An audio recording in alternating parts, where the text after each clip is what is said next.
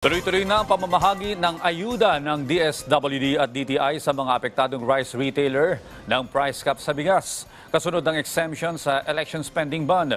Sa Pasig City, pinag-aaralan na rin na magkaroon ng ikalawang bugso ng pamamahagi ng ayuda. Si Luisa Erispe sa detalye. Rise and shine, Luisa.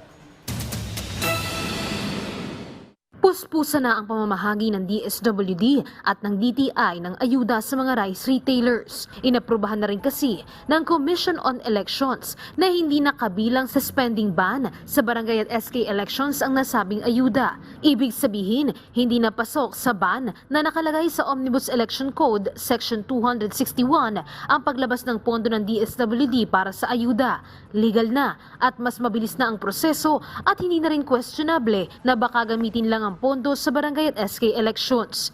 Dahil naman dito, ganado din ng mga taga Pasig City na tumanggap ng ayuda. Kahit pabugso-bugso ang ambon, si Nanay Teresita, baka sa mukha ang saya nang mahawakan ng perang pantapat niya sa naging lugi niya noong ipinatupad ang price cap. Nagre-range naman siya ng mga 5 or more than sa 5, parang gano'n. Kasi malaking adjustment talaga yung kailangan namin.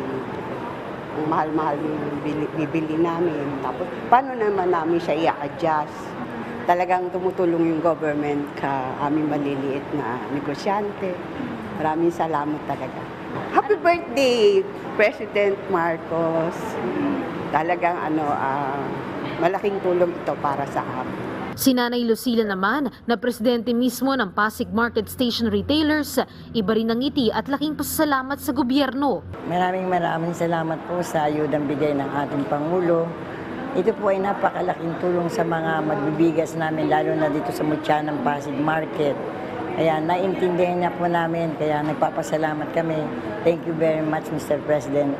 I wish you more days to come. Happy birthday, Mr. President. Kaya lang, sabi ni Nanay Teresita, may ilan na hindi makakapunta para tumanggap ng tulong pinansyal at may ilan ding hindi pa napabilang na naapektuhan din ng price cap. Kaya sanaan niya magkaroon pa ng second batch. Yung iba kasi hindi pa nakakakuha.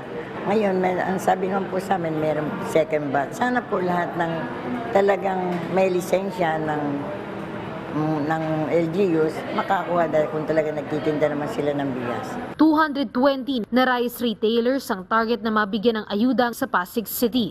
Sabi naman ng DSWD, sakaling hindi makatanggap ngayon, pinag-aaralan pa ang posibilidad na magkaroon ng Phase 2 o ikalawang bugso ng tulong pinansyal.